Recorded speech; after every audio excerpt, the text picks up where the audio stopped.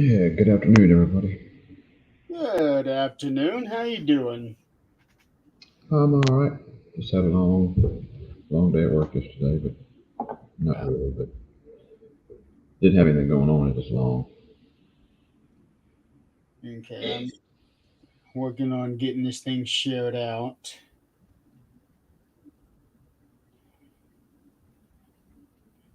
Uh,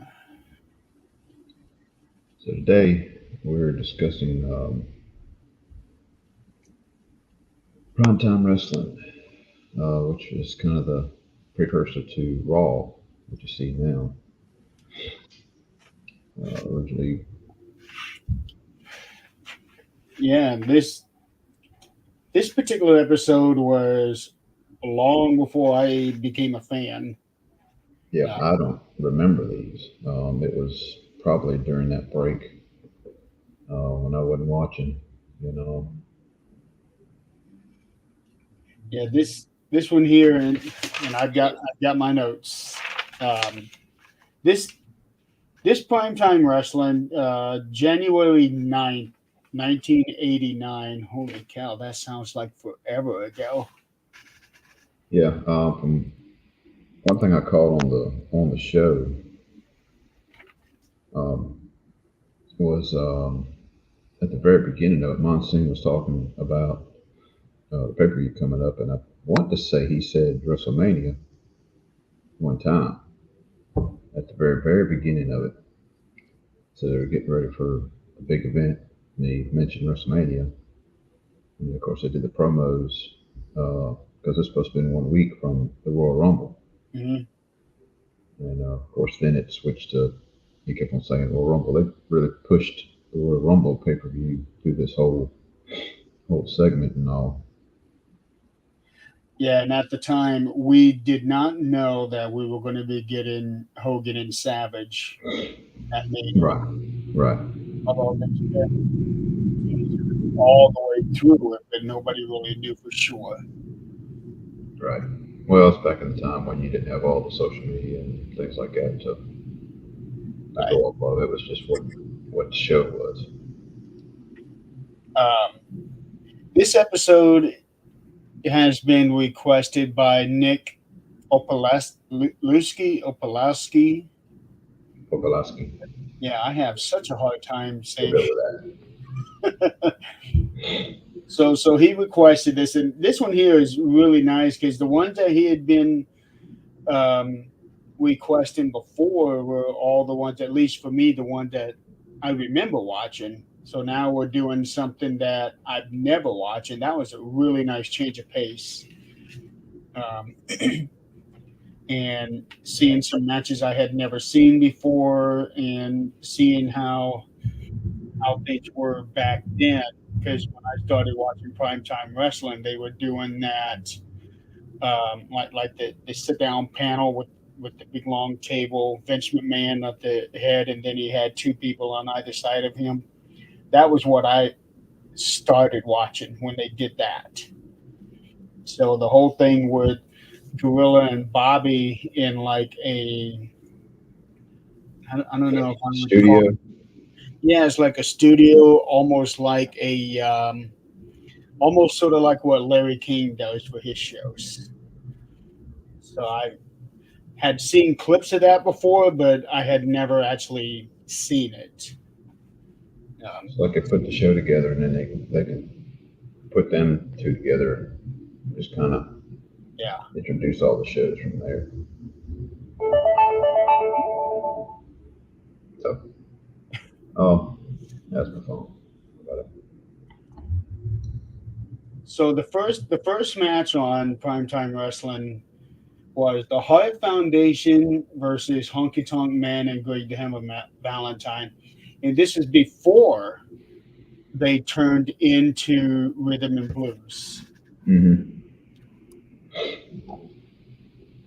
Um, let me let me get this thing here pulled up. Um, and this is also they also had a match at WrestleMania. which then was a pretty good match. Over here, I thought it was a pretty good match too. And Vince McMahon and Jesse Ventura were the commentators for this match, but you could tell that it was studio commentator because it almost sounded like they were doing this inside of an apartment after midnight because they were both being really quiet with how they said. Even when the time came for somebody to become excited, they did not raise their voices. Well, I can see that because most of the shows are all house shows. Wherever they're at, the location. So you're going to get matches from all different places. Except for one match. Except for one. But yeah, most of them were like just regular TV tapings. And if you noticed in the background in some of these places for some of these matches, I remember seeing a backdrop for Saturday night's main event hanging up in the rafters. Yeah, I catch that. It was for one of these clips. I don't remember which one. Then one thing that I thought was weird was they had, I think it was during this match, they had the backdrop for Superstars of Wrestling, the blue banner. Mm-hmm. You had Superstars there, and then they had blurred out of wrestling, which I thought was really weird. Not sure why they would blur that out. Well, they still today when they're showing old clips and stuff. Now they're blurring out WWF because of the lawsuit they had years ago with the insignia and the logo and all that because of the Worldwide Wild Fowl Federation or something. There was some kind of reason they swapped to WWE and not the WWF. It's Worldwide Fund for Nature. Okay. Apparently, I guess they had it before WWF did. And I don't know all the details on that lawsuit why they changed over. So I guess as part of the deal, they can't use that logo in videos and stuff. So see, a lot of times they'll edit that out. And even if back clips and other you got wrestlers and people talking about WWF, they'll kind of blurt that part out. They'll kind of when it came out and also silencing people, it became such an annoyance when watching stuff on DVD. Yeah. But yeah, I thought that was interesting that they had that blurred out. They also had backdrops for certain other shows, almost like I never actually saw it, but I suspect that what they did was if they were filming for certain shows, they had a rig created to where this backdrop would come out, and then when they're ready to film for something else, they pull that back and bring in the next one, like Saturday Night's Main Event or whatever. Certainly the way that they do it now makes it a lot easier. All you have to do is push a couple buttons, and you go from Monday Night Raw to Superstars to Speed to whatever. Yeah. So it's a lot easier to do that. Hey, Joe. Hey, Chris. Donald and I are doing a review of Primetime Wrestling, January 9th, 1989. Nick Pulowski had asked us to do a review of it. It seems kind of random for this particular episode. The only thing that really, really sticks out is right at the very end, whereas much of the rest of the episode was pretty much your run of the mill primetime wrestling, I think. Yeah. Um, I'm at here for a second.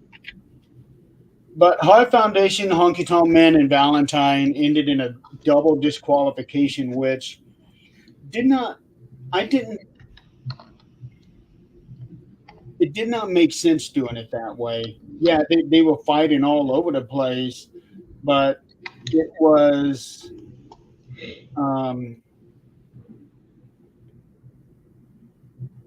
but it was the megaphone that came into play. And when the referee called for the bell, I thought, okay, Hart Foundation win by disqualification. Mm-hmm. But instead, it was a double DQ. So I have to say that doesn't really make sense, even though they were brawling outside the ring. Um, Was it the megaphone? No, he hit him with the guitar. Guitar, yes, yeah, guitar. Um, and that wasn't your typical gimmick guitar either. No, it didn't explode in it like that when he got hit with it. No. But he also did not hit Brett. It didn't look like he hit him very hard either. Right. Just hard enough to get that little break in. I'm wondering if they wanted to end this match in a double DQ the way they did, setting up for the Royal Rumble. It could be. Um, because it had just been like 6 months before when the Hart Foundation turned face, got rid of Jimmy Hart. And for the next several years, they feuded with Jimmy Hart and his people. Yeah. Because the Hart Foundation took on Valentine and Honky Tonk at WrestleMania 5. They took on the Nasty Boys at WrestleMania 7. Granted, that was because Nasty Boys won a Battle Royal to face them, but still.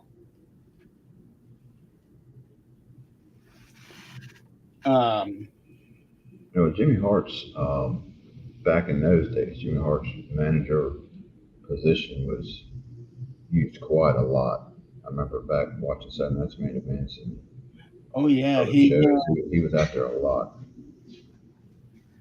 Yeah, Jimmy Hart had Honky Tonk Valentine. He had the Rougeau brothers. I know I'm missing some others, but Dino he Bravo? had quite a stable. Bravo was Heenan, wasn't He what? Dino Bravo. I think he was with Heenan. He did have Dino Bravo, but not at this time. He was still being managed by Frenchie Martin. But he would eventually pick up. Well, not even a year later, he would pick up Dino Bravo. It would be later on this year, yeah. And he had a lot of managers back then too. So the next segment on Primetime Wrestling, this is where it got to the parts that I enjoyed, not just the matches, but when they were doing a lot of the behind the scenes stuff. And they did a segment from the pages of WWF magazine, and it was talking about Big John Studd coming back, in weights. In my opinion, it was even said that he wasn't in the shape that he was, even though he said he was. But to me, he didn't look like he was. Early when they started really getting into WrestleMania and televising and all that stuff, and it wasn't just house shows. You had a lot of big name wrestlers back then that were kind of towards the end of their career. Yeah. So you didn't really get to see a lot of their matches live, as far as on TV, with them coming up. or in their prime, I say. So you miss a whole lot of good wrestlers, when they're in their prime.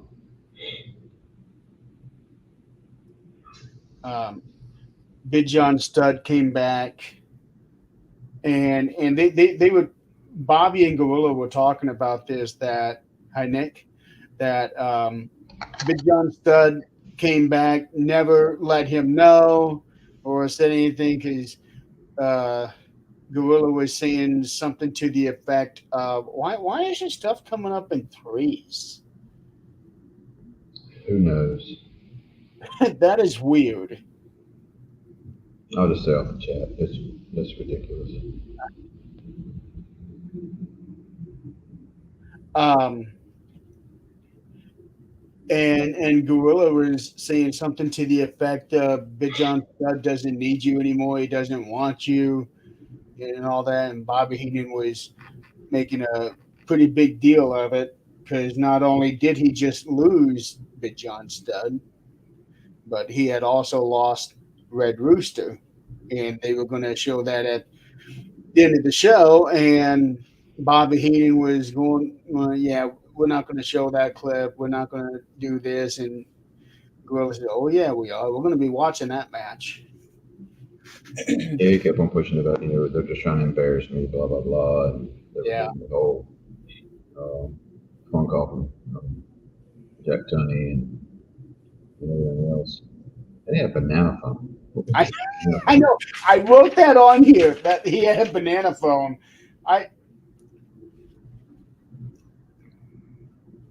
You just can't make shit up like that. But yeah, that banana phone, that was hilarious. I saw it on the desk when it first came on. I was like, why are they having bananas on the damn counter? That don't make sense. Then he picks it up, moves it, and like, he's talking about a banana phone. It's a very 80s thing to do, if you ask me. Um, and then that next segment that they had, that was hard to watch. The bushwhackers in the restaurant. Yeah, that was gross. Yeah, holy cow. But different times, different era. Now I did see, they had all this food set around. They kind of sped the film up. Them sitting there picking off stuff and eating it. And I'm like, Yeah. they're actually eating. Yeah, they ate a They're, lot. yeah, they're not, like towards the end of it, where he's just stuffing his mouth and spitting the stuff back out and everything else. Drinking the shakes. Yeah.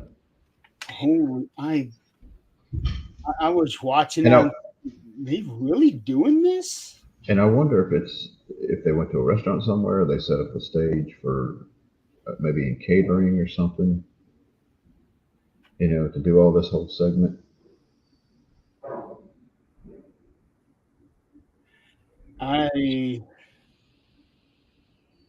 It looked like they were in an actual restaurant, like they took one of the, like a banquet room. 'Cause there was nobody else around. So I'm guessing they went somewhere and rented out a banquet room to be able to do this. Um, so that nobody would interrupt them or something. Yeah, keep going. Give me a sec. All right. Uh-oh. Donald's in trouble. But yeah, that was a hard segment to watch. I don't know. That was a hard segment to watch, and I loved the Bushwhackers. They had just come to the WWF less than a year before, and I remember the whole story that when they were the Kiwis and the sheep herders, um, they were the heels, and they were also very hardcore. They were hardcore like Abdullah the Butcher and Bruiser Brody before hardcore became a thing. And then when they signed on to the WWF, Vince McMahon wanted to turn them face, and the guys are like, "You do realize, our history," and Vince was adamant, saying that, "Trust me, you guys are going to be baby faces," and they took on the challenge. And if you think we can be popular and everything with the kids and all that, they met the challenge and they won that challenge because the Bushwhackers were probably the most over team. Because every show that they were on and they were doing this here, the whole crowd was doing it. And I don't think, to the best of my knowledge, that a crowd had ever done that with talent before. So it was sort of like a precursor of what we're seeing now, where all of these wrestlers, well, even non-wrestlers, they're doing their catchphrases and all of that, and the crowd is saying the catchphrases for them or singing their songs and all of that. Um, so what was going on with the Bushwhackers in that time was just unheard of. Um, Now I don't know how much longer Donald is going to be, but the next segment um, is Rugged Ronnie Garvin and Steve Lombardi. So talent enhancement match, and this is before Steve Lombardi became the Brooklyn Brawler. Uh, and he became the most well known talent enhancement wrestler, or at the time, what I had known them to be as preliminary wrestlers. That's how I knew it. Preliminary wrestlers, preliminary matches, as just to help get the wrestlers established. And and the Brooklyn Brawler was the most prominent of them all. Um, I I do remember a whole bunch of names from that time. You had George South, Barry Horowitz, Reno Riggins, uh, Dwayne Gill. There were so many of them that Joey Maggs, so many of them that I remember watching, and I actually look forward to seeing these guys. Of course, they were going to get the crap beat out of them, but that was the standard. Um, but Steve Lombardi, as far as I know, was the first talent enhancement wrestler for the WWF to actually have a gimmick. Um, the Monkeys. The only Monkeys that I'm aware of, Ed, is the band.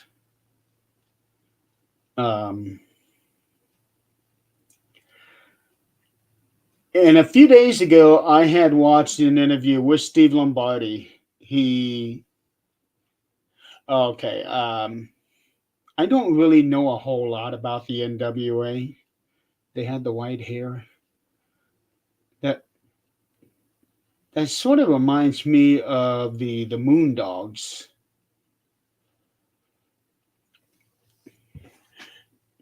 But Chris Van Vliet had an interview with Steve Lombardi.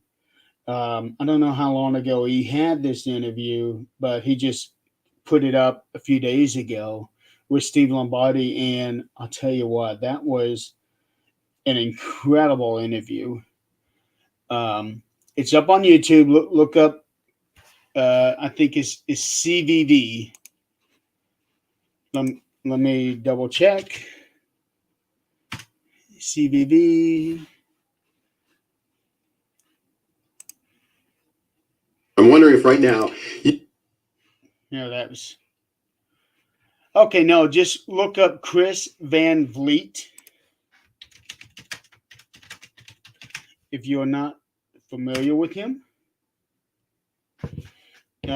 He does interviews with people all the time on his channel, um, and he even has press credentials to be able to show up at the backstage um, press conferences. And this interview that he did with Steve Lombardi is just amazing. I highly recommend checking it out, seeing the stories that he's got to tell. Um, his interview is an hour 15 minutes, and one of the things that he said when he was asked about how he felt about losing all the time, and Steve said, "I enhanced talent. I did not lose," which is a very powerful statement. But I highly recommend watching that interview. Welcome back, Don. Sorry about that. Yeah. Forcing me to think on my feet here. That's not fun. I was just getting into Rugged Ronnie Garvin versus Steve Lombardi and talking about how this was shortly before he became the Brooklyn Brawler, and this was when Ronnie Garvin had just come into the WWF. Um, I remember seeing Ronnie Garvin back years ago before he got to WWF. I guess it was a Mid South, had to be. Maybe was he in WCW? it would have been the NWA at the time. Okay. Um, Less than a year before this, he had won the NWA title. Uh, and then he lost it to Ric Flair at Starcade '87. So a year later, he leaves, comes to the WWF, and he didn't really do anything. Um,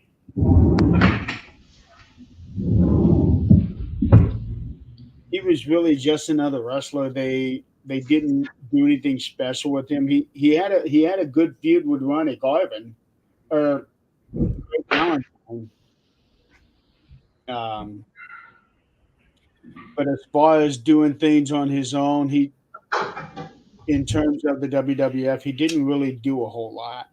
He did have a memorable thing where he was banned as a wrestler, and then he became a referee.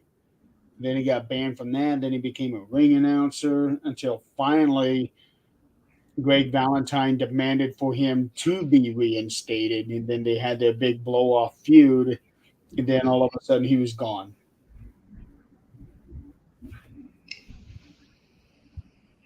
You know, wrestling was a lot different back then. As far as talent coming in, you really didn't have gimmicks so much. You had a few, um, not like it is today. Right. It was more or less, just this wrestler and his skill set, coming in. Now, according to this, the last time that we see Ronnie Garvin on a pay per view is the 1990 Royal Rumble, which is January. And according to CageMat.net, his last match in the WWF was in November of 1990, right before Survivor Series.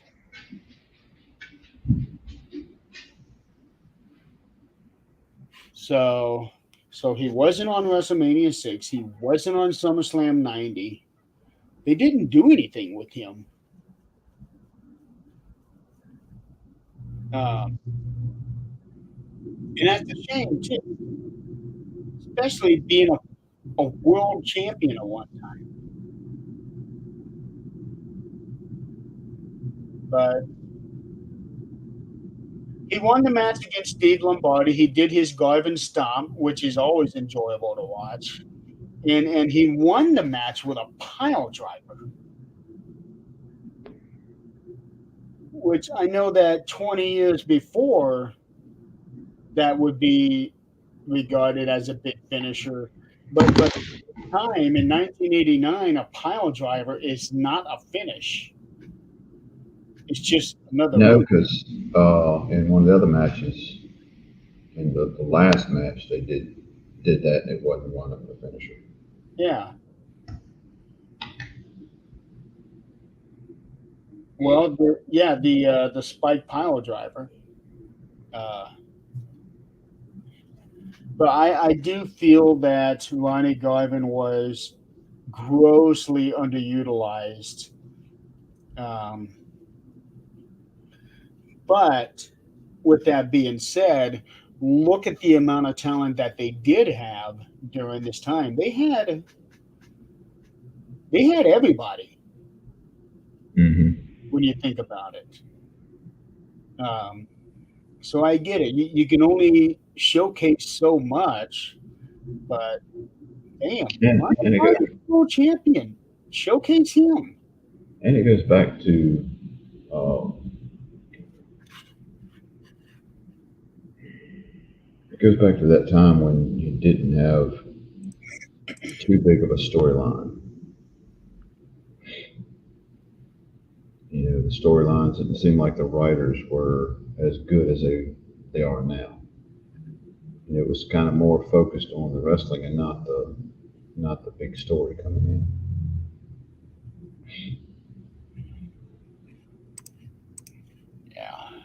Yeah. I still feel bad for him, um, but he was also at the tail end of his career because he didn't really do much. Oh, I just saw your message. Okay.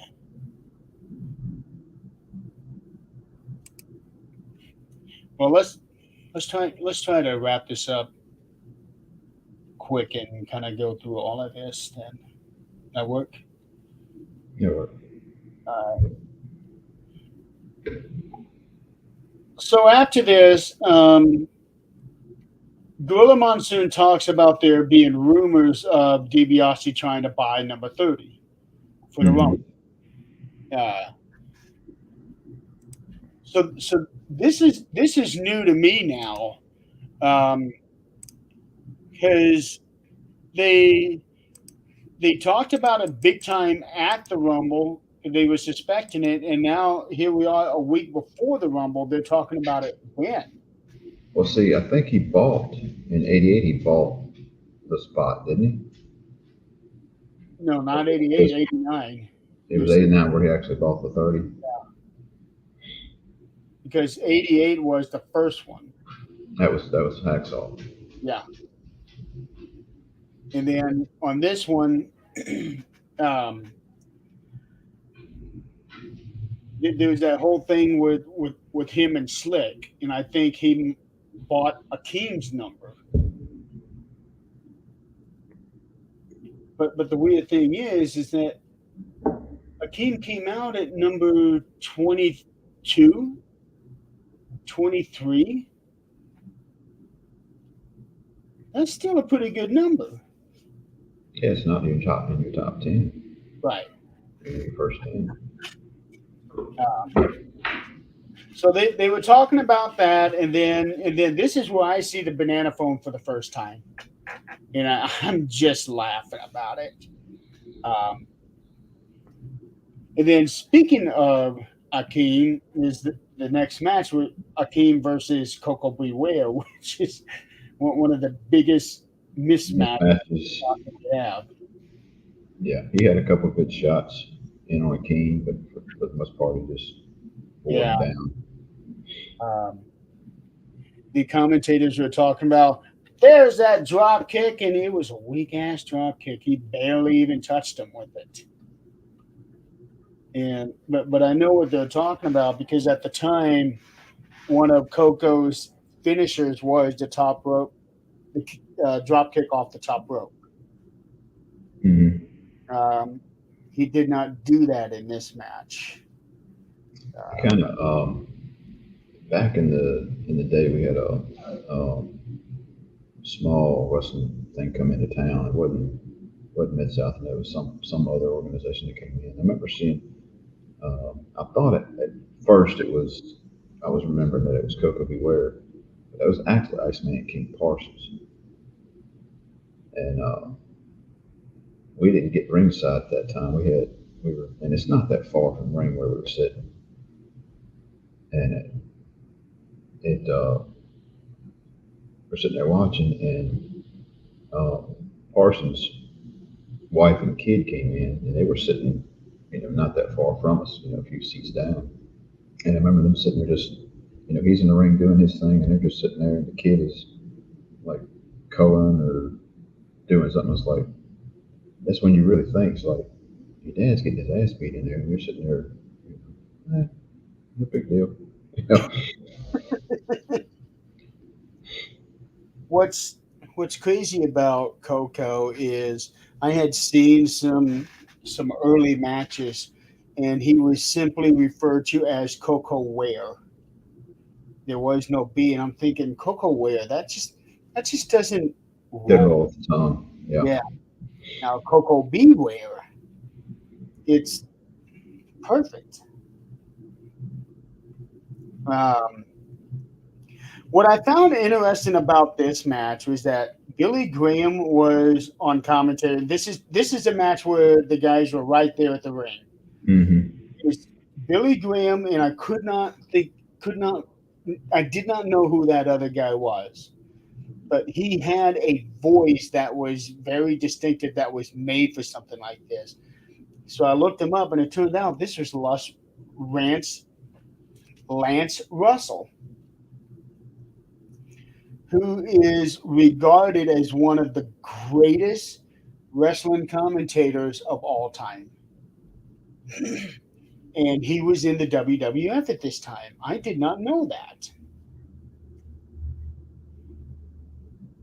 But Lance Russell and Billy Graham were doing this one. Um, and Billy Graham was, I thought, pretty good as a color commentator. Yeah. Not, not Yeah. Bob good, but I thought he did a pretty good job. Yeah, I remember seeing him in a few commentating positions over the years, and he was pretty good. Yeah. He was commentating at the '88 SummerSlam, and I think he was supposed to have been wrestling on Hulk Hogan's team in the '87 Survivor Series, and then he got injured or something. I don't remember. Um,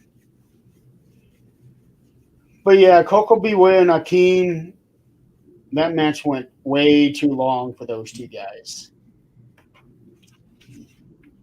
Um, but it was still funny seeing Akeem doing his little dancing. Little dance thing.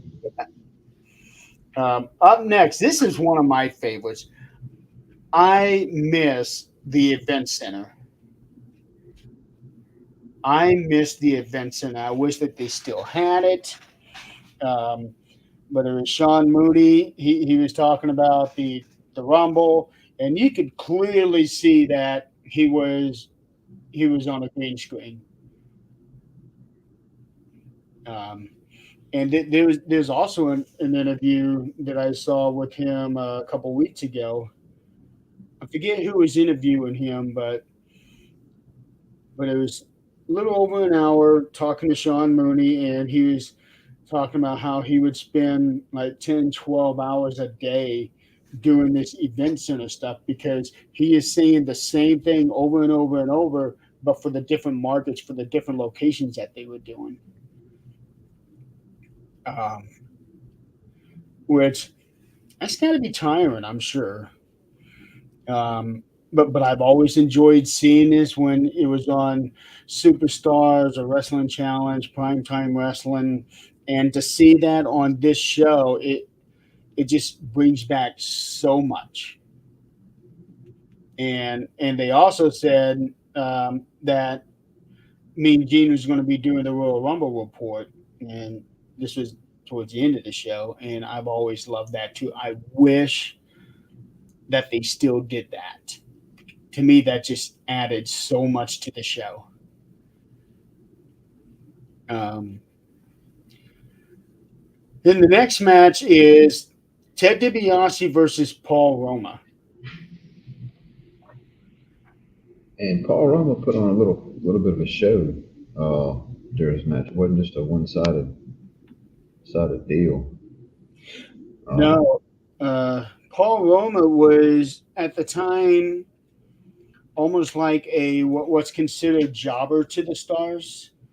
He was still a star, but if he gets into matches with the bigger names, then he was always the one that took the fall. Mm-hmm. Because he was teaming up with Jim Powers as the Young Stallions. And they were at the 88 Survivor Series, I think. Let me.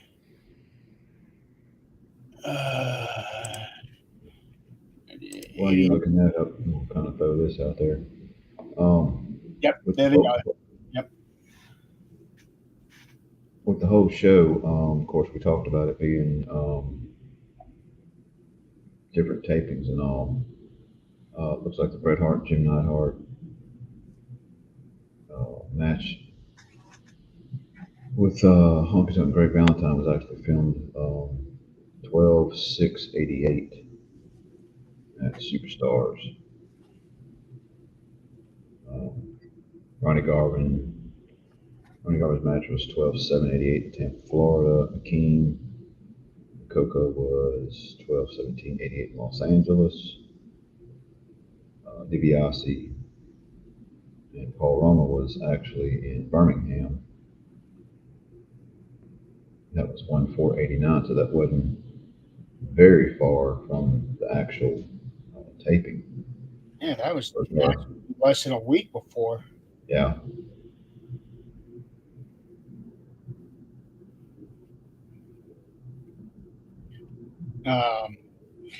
This match here has one of my more favorite commentators with Sean Mooney and Lord Alfred Hayes.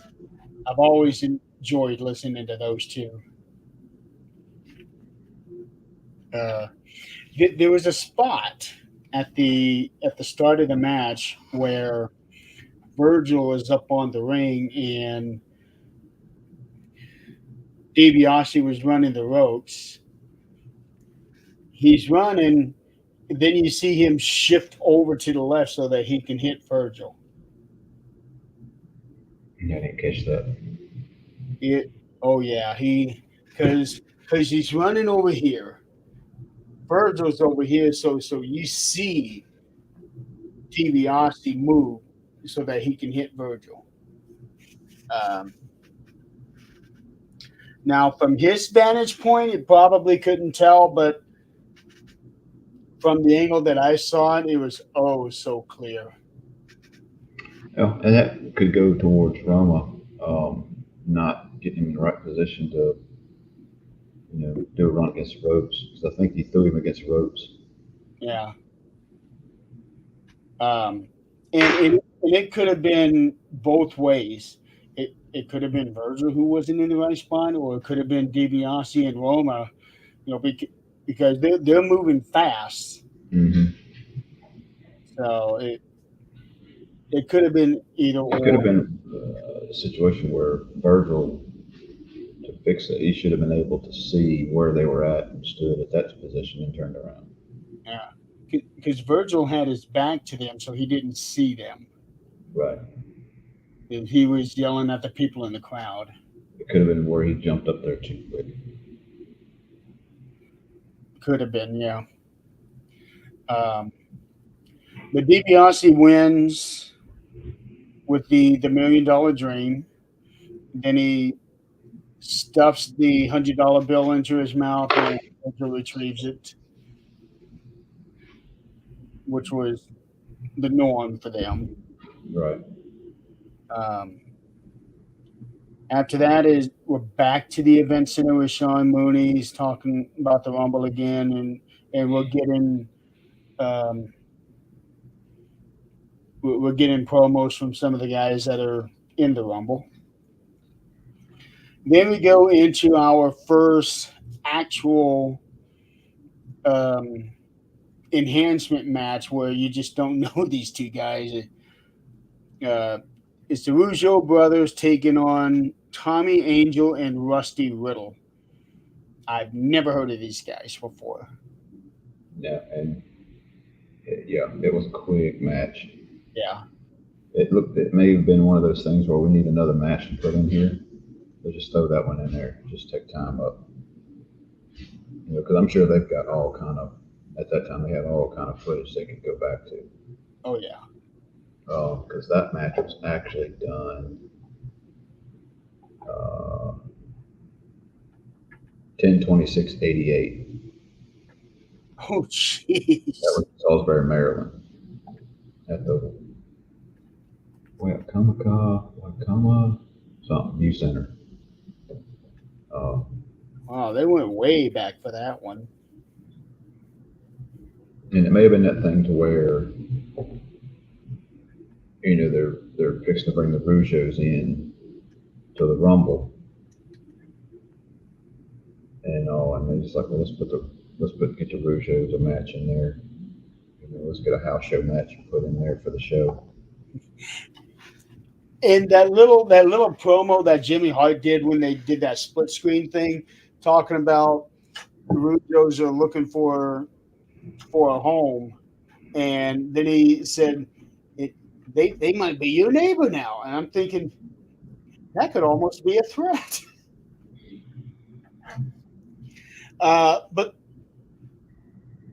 But there was a spot in the match. I don't remember if it was the finish or not. I don't think it was, but it was when Raymond had one of the guys in the Boston Crab, and Jacques did the knee drop to the back while the guys in the Boston Crab. That has to hurt. That kind of a move. And maybe that's why those guys, Tommy Angel, Rusty Riddle, wasn't around very long. Maybe they decided, this is not for me. Yeah. That move, I cannot imagine it not hurting in some way. Because it certainly didn't feel like um, that the wrestler certainly didn't look like he was enjoying that. I don't remember which one it was.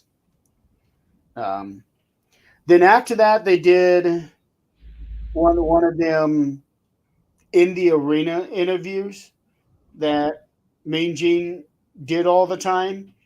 He had Slick, Bossman, and Keem come out, and this is where they announced we are now the Twin Towers. Right. Um, So that was kind of the birth of the Twin Towers there. yeah, and Bossman, whoo, did he look young? I keep forgetting how young he looked, um, and he was carrying on a lot more weight than what he was when I first started wrestling. So it seemed like that as soon as he got into the WWF, he started working on his weight because over the next 2 years, he kept getting smaller and smaller and smaller. Well, I remember him in UWF, in One Man Gang, which was Akeem. Uh, he used to be known as One Man Gang. He had a mohawk, I think. Wore all black, had these skulls painted on either side of his head with a Yeah, he mohawk. had skull tattoos. And I remember both of them, and I remember Big Bubba Rogers, which is like the boss man. I mean, he Yeah. was a big guy, as far as he was a heavy guy. Hmm. Uh, And he always looked like he was really tall as Big Bubba Rogers, like a lot taller than what he was and as the boss man. And that could be from different camera angles. The farther you get down, shooting up, it just makes you look like you're huge. They did something because when Jacques Rougeau turned into the Mountie, he looked taller as the Mountie. Might be them big platform boots he had on. I don't know, but it's amazing how much an appearance can change when you're changing gimmicks like that. And some of these guys just look unbelievably tall when really they're not. Well, you look at one man gang Akeem. He wore black. Black slims you. You don't look as big because it hides your size a little bit. Yeah, I I liked him as a king, but I also really liked the one man gang gimmick too. Yeah, I was always partial to one man gang. Yeah, like when it comes to watching WrestleMania 4, I always look forward to the gang's matches. I don't know. It's just I like the king, but I also like gang. Um, then after that, that's where Bobby is now on the banana phone, and he's trying to bribe these people to not show The footage. the footage. Yeah. And Gorilla gets on the phone and he's talking to these guys and he hangs up. You offer these guys $3 a piece to not show. Wow. $3. Back then, you could buy a Happy Meal. You could buy a meal at McDonald's for $3. Yeah. Um, oh man, it's just little skits like that just really makes the show. We don't get something like that anymore. But then again, there will never be another Gorilla and Bobby.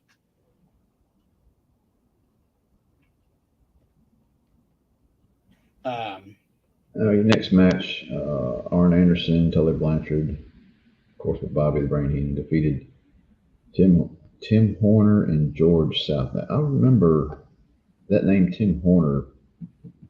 I do too. I want to say he was in WCW at one time. I don't think he was ever a big name. He was just one of those guys.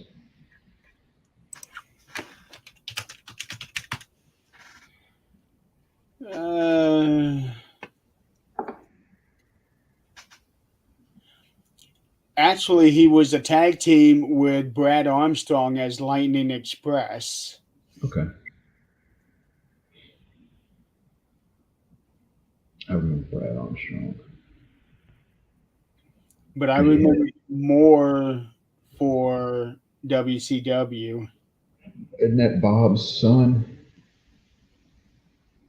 or Huh? brother? Brad Armstrong, isn't that Bob's brother? Son. Bob the Bullet Armstrong. Yeah, those are his sons. Brad, then Brian Armstrong, which is Road Dog, and then Steve Armstrong. Now, Brad Armstrong died almost 12 years ago. Scott Armstrong uh, used to be a referee and a wrestler. And then, Bob Armstrong used to come out. He used to come out early on in the small wrestling organizations with George Thorogood, Bad to the Bone, if I remember correctly. Back then, a lot of you wrestlers just used just regular music. Wasn't I guess when WWE saw that, or WWF at the time saw that opportunity to make the entrance music for everybody, then they could capitalize on the um, selling of like Wrestling Album 1, Wrestling Album 2, Podfather. which still has not been put out on CD yet. The first one, Second one. second one. The second one is the only wrestling album that WWF has put out that has never received the CD treatment. Well, Very disappointed in that. just download them, put them on a CD, burn a CD. I know. But now, I mean, CDs are getting to where they're obsolete. Everything is just so much streaming services for music now. I know, and that's really sad if you ask me. But there's still, and I'm kind of getting off subject here, but LPs have made a big comeback in recent years, where bands are putting out not only digital copies, they're putting out CDs and they're putting out LPs, and usually the LPs a lot of times are all the vinyls. marketed as collectible I know. items. I don't get that. So, I mean, I've actually got a couple of record players and got some old school vinyls. I've got one vinyl in that little collection, actually right about where my finger is at. That I've got one vinyl there, and it's Ray Parker Jr. Ghostbusters? Well, Ghostbusters is on it. It is actually his compilation album called Chartbusters. Okay. Yeah, but I don't have a record player, so I can't play it. I'm sure it'll still play, but I don't have a record player, and I don't really have any inclination to get a record player. Yeah, vinyls are to the point where if you buy them, you're not actually buying them to play them; you're buying them to collect them. With the newer stuff. If I'm gonna buy something, I want to listen to it, watch it, read it, whatever.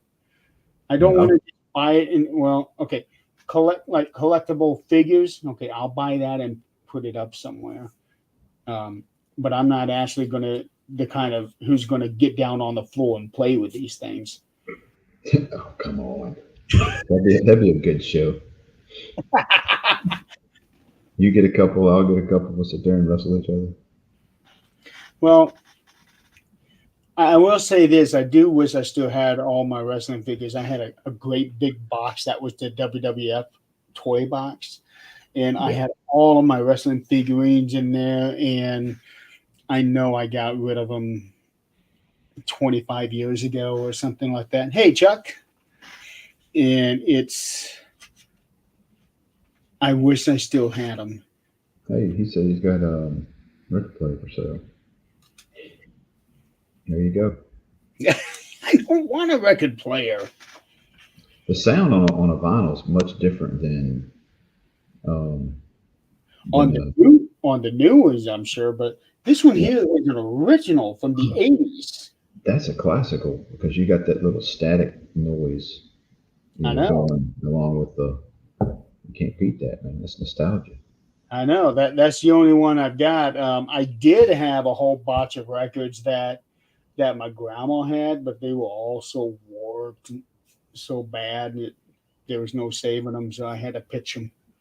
Yeah, I've got a few. I've got like some 80s metal, like Alice Cooper and Stryper, and of course I don't remember playing my Stryper albums.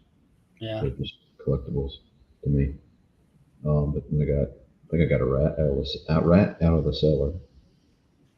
I know I got that one. So it's just a different sound. Takes you back to when you had vinyls. Now I will say this: my favorite artist, Richard Marx, a couple of years ago, he put out a collectible vinyl that had 4 songs from his early stuff before he even put out his first record, and I thought about getting that, just to have that, even though I don't have a way of playing it, but it was only a limited thing that he was doing, like 500 copies or something like that. So I can't find it. I can't find those songs on YouTube. I can't find those songs anywhere. So nobody's putting them out. So my collection of his stuff will always be incomplete unless I get those 4 songs. Yeah, one of my I've got two record players actually. I got one that I got for Christmas a couple of years ago that I played. Then I got one in the hallway. It's actually a radio, cassette, and record player. So I like remember seeing something like that put out. it's modeled like an old radio. Looks like an old radio, but it's Yeah. actually not. But yeah, I drug out some of my cassettes one day. My old cassettes, started putting them in there. So, Yeah, I don't have any record players. I I don't have any CD players either. Actually, I do have the little Walkmans still. I don't know if they still work or not. But the only time really I listen to CDs is in my car. yeah, Um, but oh, I I remember when CD play started first. the DVD player. I can do that. I remember when the whole CD thing was coming out. Started people started putting CD players in their cars. Like, man, that's never going to take off. There's too many cassettes. And of course it did. And it's like I had a adapter in my cassette player that I could hook up my Walkman, I play think my I CD, still have one. play my CD through my cassette player. Yeah, I think I may still have that kind of adapter. I'd have to look. But yeah, that was the big thing. They actually made an 8 track. Uh, People who had 8 tracks in their car, they had an adapter for a cassette player. Um, I've never had anything with 8 tracks. I did have 8 tracks that my grandma had along with the records. But I don't know whatever happened to them. I I remember years ago when Columbia Record Company was a big thing back in the '80s. I remember the first time I signed up on that, it was actually 8 tracks. Yeah, I had like the Cars, and I had is that the Survivor. is that the Columbia House thing? Yeah, yeah, Columbia House Record Company. Yeah, I was a member of that 2 or 3 times. How did they ever survive on that? Get 30 CDs for 10 cents or whatever it Yeah, was. it was like a penny a piece. You know, Yeah, I that's how I got big collection. I got into that, and I was like, because I remember looking in a magazine or TV guide or something, and you could take the little stickers out, yeah. take this order from you, put them on there. That's the ones I want. You know, you get like 30 cassettes for like $12 or something. How were they able to get revenue off of that?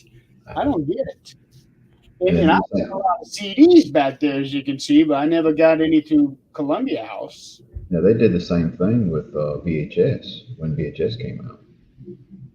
I remember that. Okay, yeah, maybe they wholesale and in bulk, but a penny per?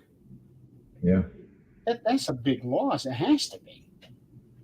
and it may be this they buy these bulk you know cassettes cassette albums that have been out for several years. They buy a big bulk of them. It's like, all right, we can put them all in a deal. And I guess their outlook was, we can get them in the club, then you got to buy. You know, you have 12 months or 2 years to buy another 10 or whatever. Too bad they don't have something like that for DVDs now, because I'd be all over that. You can get DVDs I have a cheap. huge DVD collection. Okay, back to primetime wrestling. So yeah, the Tim Horner, George South. I remember George South from when he from back in the early '90s. Um, Brainbusters. They do that spike pile driver, which the impression that I got was that was actually an illegal move. Like they could have been disqualified for doing that. Um, That match was actually filmed Daytona Beach, Florida, at Ocean City or Ocean Center, excuse me, 12/6/88.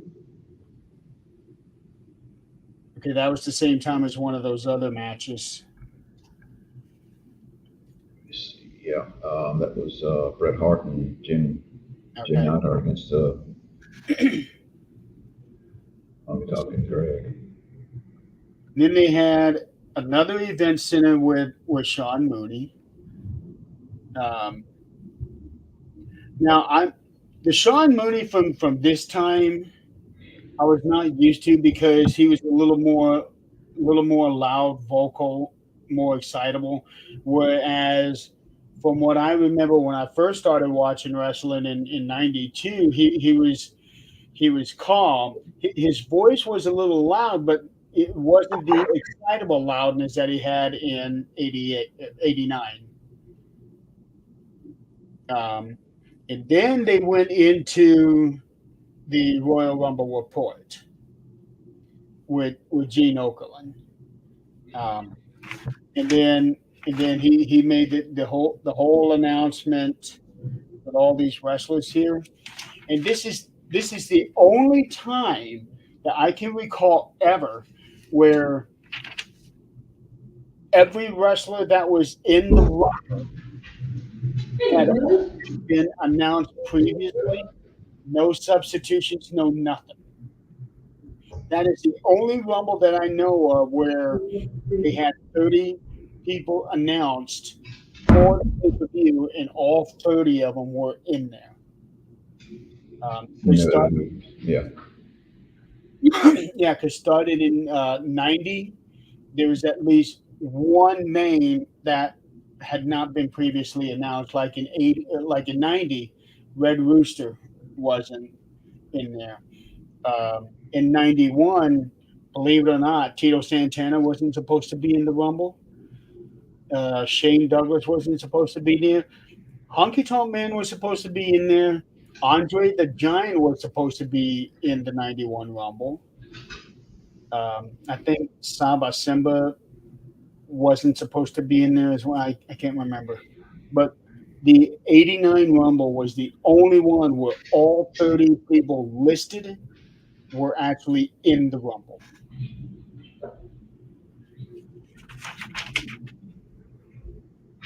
Um, and then after that, they did a special report with Lord Alfred Hayes, which I remember him doing that all the time, but I can't remember what the special report was about on this one. It was very short, very brief. I know that. hmm Um, and then came the one that Bobby Heenan did not want: Tito Santana versus Red Rooster. with Bobby Heenan, and they had Bobby Heenan mic'd up during that whole thing. They did.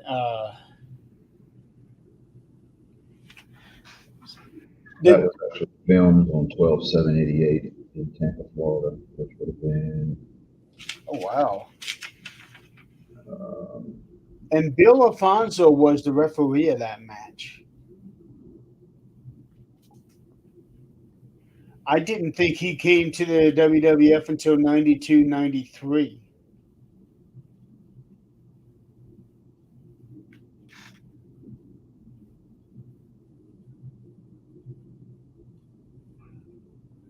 Um, but yeah, Bobby Bobby Heenan was mic'd up. It reminded me so much of how some of the wrestling tapes that came out, and they would put microphone on some of the managers. I remember one where Jimmy Hart was mic'd up, and he didn't have the megaphone with him, which I'm sure the fans in the arena thought, "Hey, where's your megaphone? Why don't you do that?" When really they were doing this. Um, and Bobby Heenan was talking to George Steinbrenner right there on ringside. hmm Get that part? No, yeah, I saw it, and he's like, "What would you do to somebody like that? Yeah, you fire." Yeah, fire Yeah, exactly. I thought that was pretty cool. Now, here's the disappointing part of this whole thing. When Well, first of all, you see Bobby physically abusing the rooster. and then the Rooster gives it right back to him and starts beating up on Bobby. Two things that I noticed on this: Vince and Jesse did not react that much to it. Again, they acted like that they were in an apartment after midnight, very quiet. Like they did not show or made much emotion about it. And two, I did not hear much of a reaction from the fans when when the Rooster turned on Bobby. Now, they did it towards the end. They were chanting "Rooster, Rooster" Okay, I at didn't the catch very that. end of it. That was when he was in the ring by himself after Heenan done left. Okay, I was talking about the In an actual actual match. no, not the match when he finally had enough of Bobby and pushed him and started beating up on him. I did not get much of a reaction from the fans.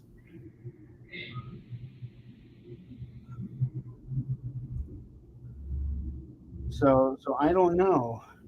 I will say this: Bobby, when of course after Bobby was pretty much berating him the whole time during that match, and then He did. he got thrown out of the ring, and then Bobby picked him up and threw him back in the ring, and then Terry Taylor, the Rooster, was talking to Bobby, and that's when Tito rolled him up and pinned him. He kicked out right at the end of three, and then he got in the ring and started pushing him, slapped him across the face, I think, and then that's when Rooster started beating the crap out of him. Bobby was taking some good falls. You know, he was selling pretty good. Um, Oh, he was always good about that. so he was selling pretty good, especially getting thrown in the turnbuckle and stuff. At one time, when that first one that he did, I thought he was going to fix and hit the corner post I was expecting him to do like what Ric Flair did, do the little flip. and roll over. Yeah, I was actually expecting that. Of all the managers, Bobby took the most bumps out of all managers I've ever seen. Oh, I I remember when he slapped Andre. had some, but never to the extent that Bobby did.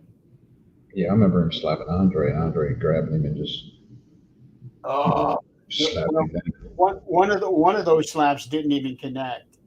Yeah, you could tell Andre was being very careful with his power. Oh yeah, one slap from Andre that can kill you. Yeah, Uh, but I remember always seeing hearing about how Bobby Heenan abused and just completely mistreated the Rooster, but I never knew when it happened, how it happened until this one here. So I'm actually kind of glad that Nick requested this particular one because it seems like he's always got a purpose for each show that he gives us, even if it just seems like just some random money. random. Yeah. Yeah, Uh, and this one, it worked out really good. If because we did the '89 Rumble not long ago, so it's still fresh in your great. mind. It's still fresh in your mind with the show, basically the show before, 1 week away from the Rumble. Hmm. So Speaking of which, next week is Battleground, um, NXT. Let me double check here. oh, I really want to talk about that this week also. That Okay, so Battleground is on Sunday. So uh, and that is going to be at the UFC Apex in Vegas. that's Uh, on the ninth. On the 9th, yeah, on Sunday. Yeah, I'm actually off that day. So that means that the show, okay, starting at 4. Okay, so it'll be starting at 7:30 for me, 6:30 for you on Sunday night.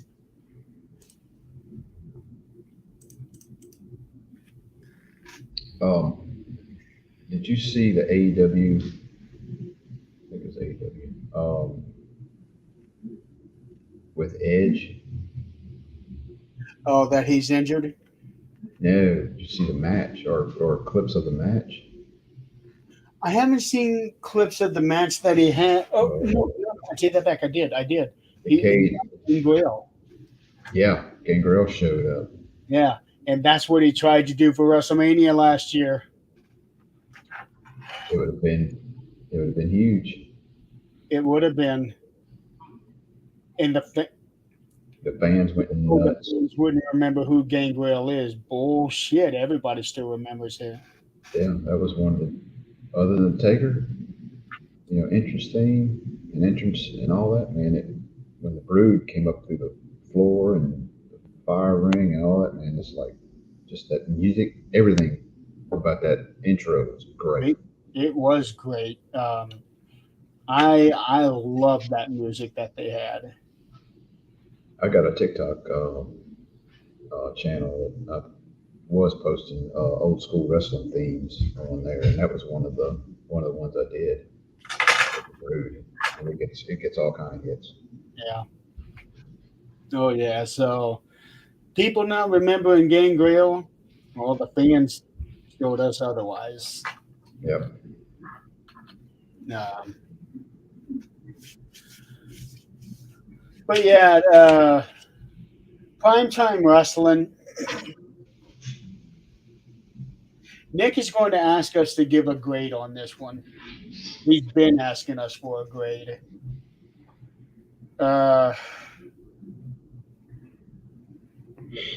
This one's going to be hard. It had, just from the nostalgia factor, I'd give it an A.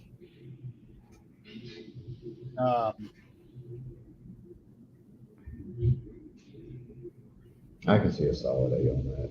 I mean, just looking back at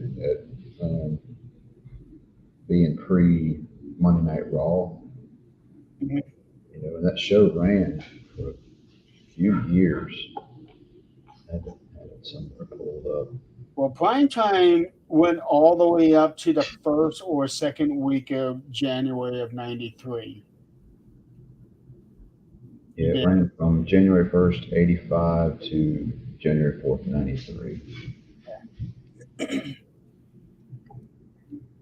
I don't know where the transition was to going from taped shows and putting them on your show to actually showing a whole live event. You're doing a whole show right then. Well, the first Monday Night Raw was live, and then the second week was taped. I think what they were doing was they taped 2 weeks worth. The first hour was live, and then the second hour that they did for taping did the next week, and they just went live every other week. And then there was a time where they were doing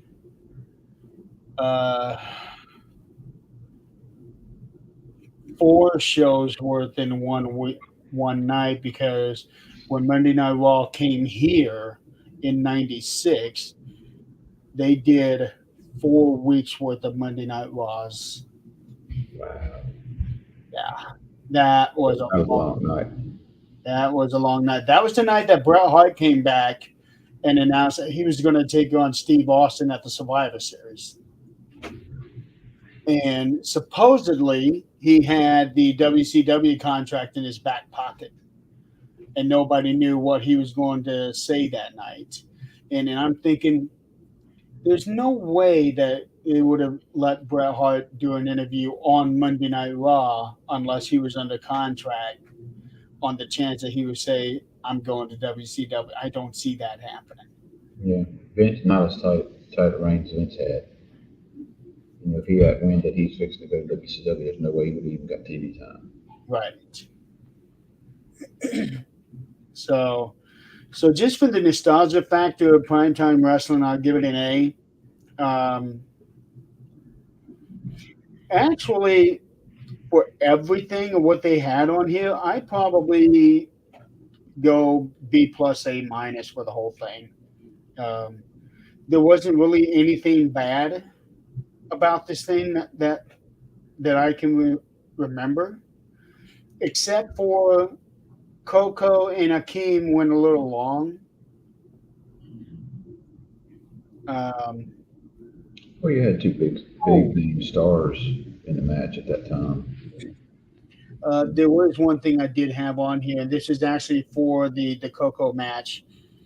They had a terrible ring announcer, whoever it was. The ring announcer for that match was terrible. I don't know how to describe it. It was just awful.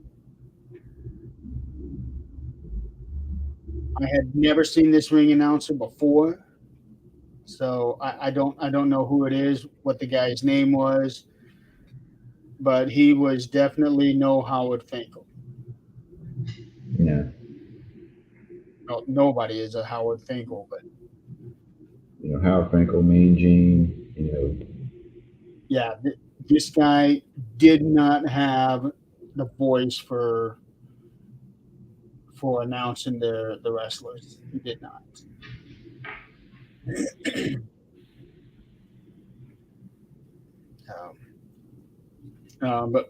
But other than that one match and the ring announcing, I thought it was a very, very good primetime wrestling.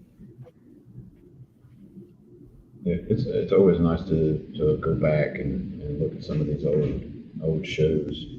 Yeah. Back before it got really huge. And the same token, it's you can see the big difference between. Oh yeah. Back in the '80s, mid '80s, compared to even the '90s and what you see now. So. Are you working next Saturday?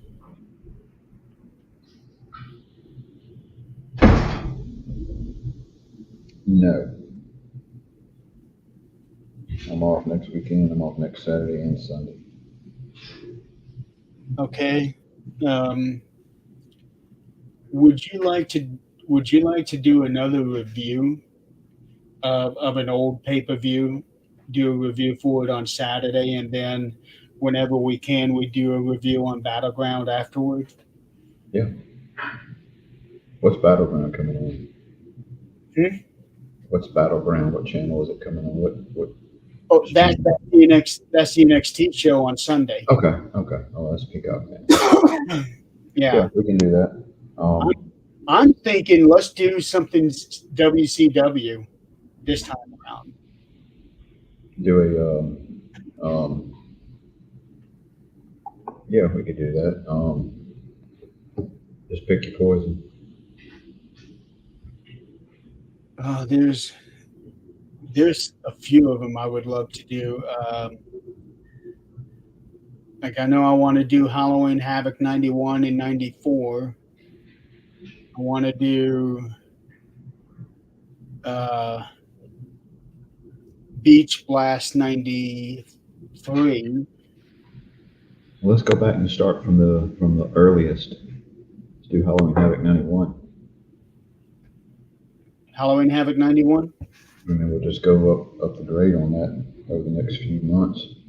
All right. We'll do that. You write that down. I'm old. I'm going to write that down too. I'll try to watch that on Wednesday. Okay.